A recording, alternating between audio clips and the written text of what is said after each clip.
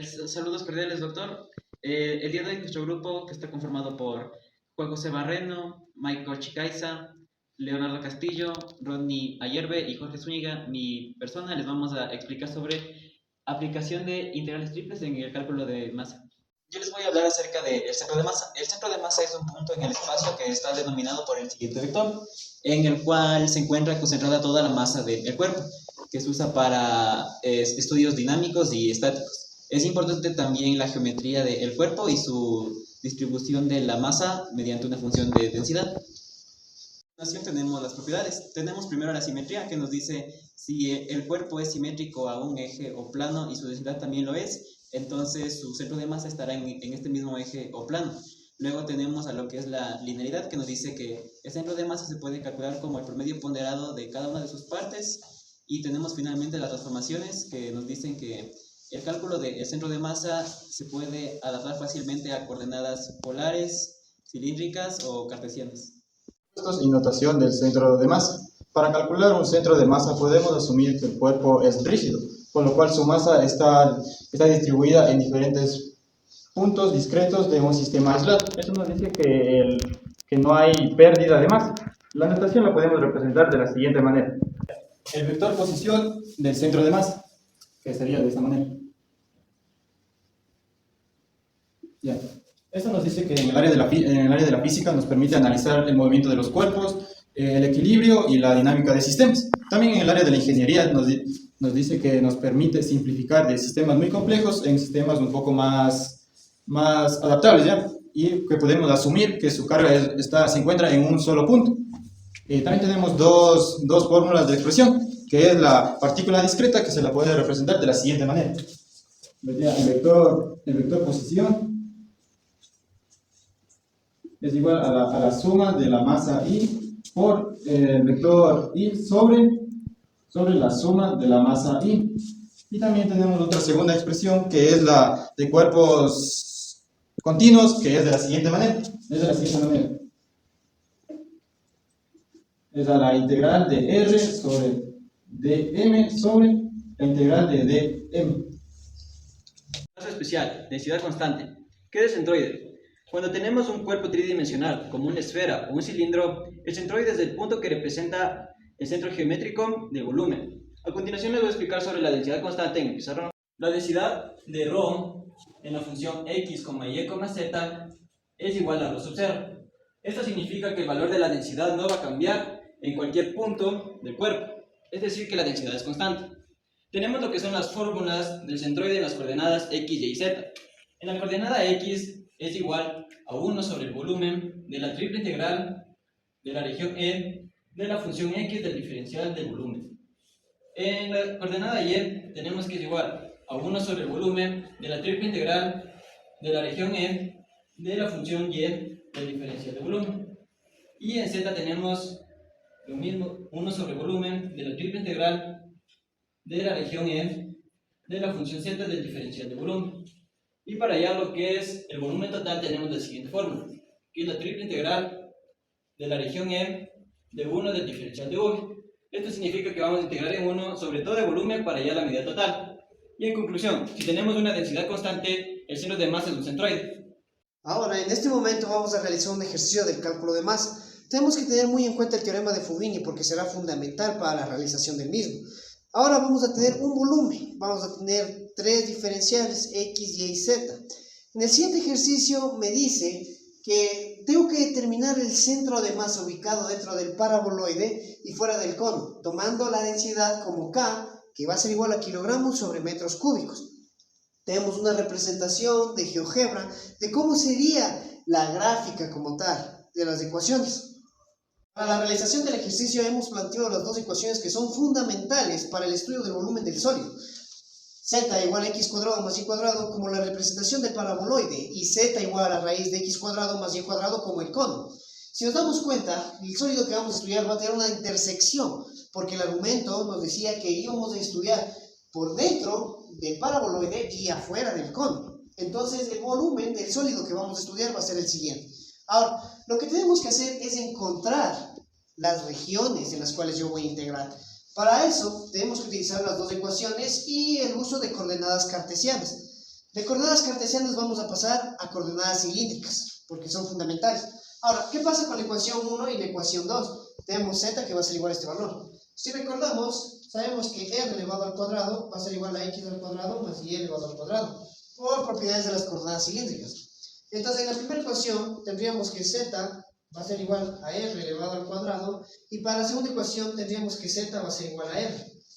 ¿Qué pasa si igualamos la ecuación 1 con la ecuación 2?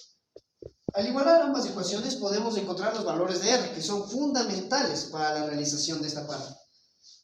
Si yo igualo 1 igual a 2, vamos a tener lo siguiente, que r al cuadrado menos r va a ser igual a 0. Si yo despejo un factor común de aquí, va a ser igual a r menos 1 igual a 0. Entonces, por propiedades, puedo igualar ambas partes del producto a 0.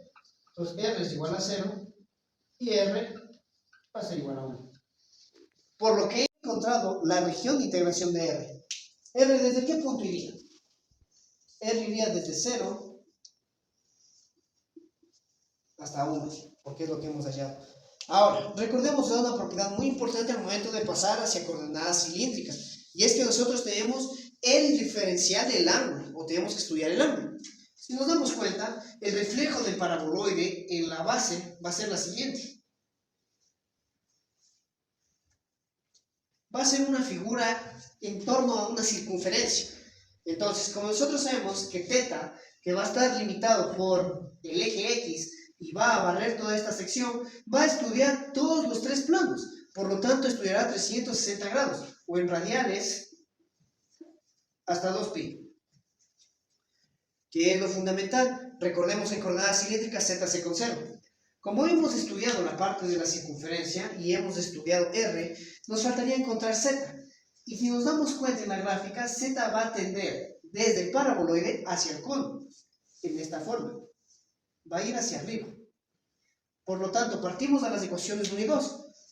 El paraboloide viene representado como r al cuadrado y el cono como r. Una vez tenemos nuestras regiones, lo que tenemos que hacer en este momento va a ser integrar. Muy fundamental recordar que en el argumento del ejercicio nos decía que íbamos a tener una constante K, que iba a ser la representación de kilogramos sobre metros cúbicos. Por lo tanto, planteo mi integral. Va a ser de 0 a 1, de 0 a 2π, y de r cuadrado a r.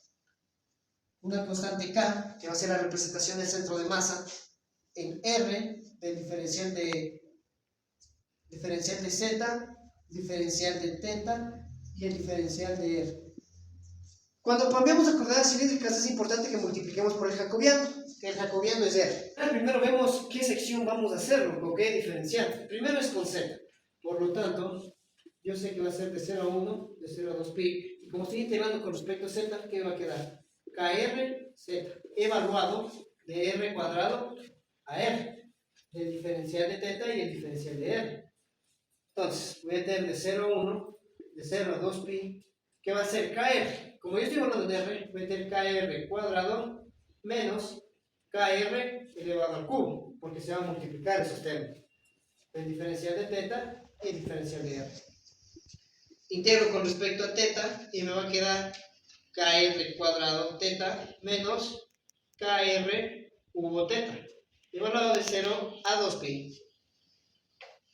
Como estoy hablando de 2π, ¿qué tengo? R va a ser un valor importante, voy a conservarlo porque es una constante, y me queda integral de 0 a 1 de k r cuadrado por 2π menos k r cubo por 2π de diferencial de r. Lo único que me queda sería integrar esta pequeña sección. Para integrar esta sección, lo que vamos a hacer, vamos a abrir una pequeña parte del pizarrón y tomamos en cuenta la variable r. K sobre 3, r elevado al cubo, integrando con respecto a r, por 2π, menos K sobre 4 de r elevado a la 4 por 2π. ¿De dónde vamos a evaluar? Desde 0 hasta 1. Si evaluamos, me va a quedar a 1/3 k por 2π menos 1/4 2π. Importante recalcar que igual aquí conservamos K. Y ahora lo único que podemos hacer es resolver. Factor común entre ambos denominadores. Me va a quedar un doceavo K. Y ahora vamos a tener este valor 2pi. Este valor se simplifica y me queda Kpi sobre 6. Es muy importante partir de las propiedades. Hemos hallado la masa, que la masa va a ser igual a Kpi sobre 6. Pero ¿qué tenemos que darnos cuenta en la gráfica? La gráfica cumple con una de las propiedades anteriormente mencionadas, que me quiere decir que va a ser simétrico en el eje Z. Si es que es simétrico en el eje Z, solo tendremos que trabajar con esa coordenada, dando los puntos coordenados que serían igual así. En esta coordenada Z tendríamos que la ecuación de la masa XY sería igual a la masa XY sobre M, porque queremos encontrar en esa coordenada en específico. Ahora, ¿cómo es que lo hacemos? Partimos del integral que tuvimos hace un momento. Vamos a tener integral con la región de 0 a 2pi, de 0 a 1 y de r cuadrado a r, con la condición de que tendremos un z, r, del diferencial de z, del diferencial de r y por último el diferencial del ángulo. Para integrar esto, lo que tenemos que hacer es primero analizar con z. Lo que me quedaría z cuadrado sobre 2. Si yo hago ese valor, me va a quedar lo siguiente. R elevado al cubo sobre 2, que va a ser menos. Z al cuadrado por R al cuadrado va a ser R a la 4 por un R a la quinta sobre 2, porque vamos a conservar el mismo valor. Ahora, ¿con qué región vamos a integrar? Haremos de 0 a 1 de diferencial de R.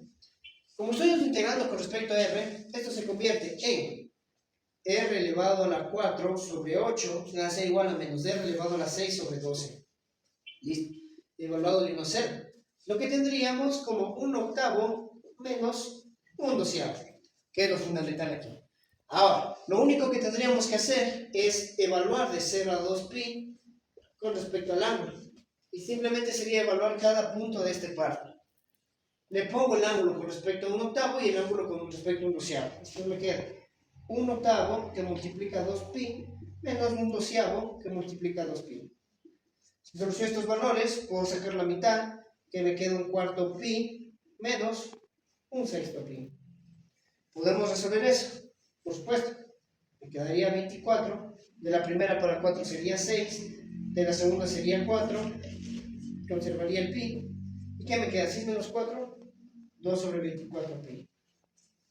Ahora, es muy importante recalcar que seguimos teniendo la constante K, porque es fundamental recordar que K va a ser la medida de kilogramos sobre metros cúbicos.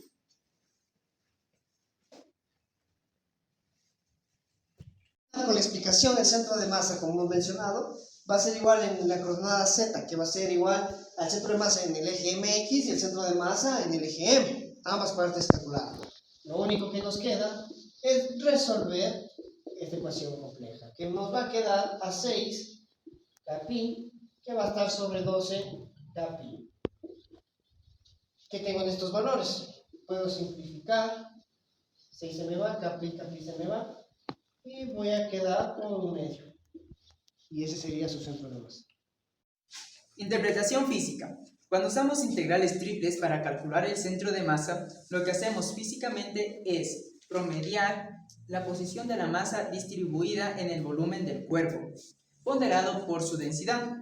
La masa no está concentrada en un solo punto, sino que se encuentra distribuida en todo el volumen. Cada pequeña porción de masa, dm, es igual a ρ de x y z por el diferencial de volumen. Contribuye a determinar la posición del centro de masa. Si hay masa en una región del cuerpo, el centro de masa se encontrará más cerca de esa región. Si la densidad es uniforme, el centro de masa dependerá de la geometría del cuerpo. Si la densidad es variable, el centro de masa se encontrará más cerca donde haya zonas con mayor densidad. Ventajas del uso de integrales triples. Precisión. Permite modelar y analizar sólidos con distribuciones de densidad extremadamente complejas. Flexibilidad. Es adaptable a diversos sistemas de coordenadas, ya sean cilíndricas o esféricas. Fundamento. Constituye la base para cálculos más avanzados dentro del campo de la física e ingeniería.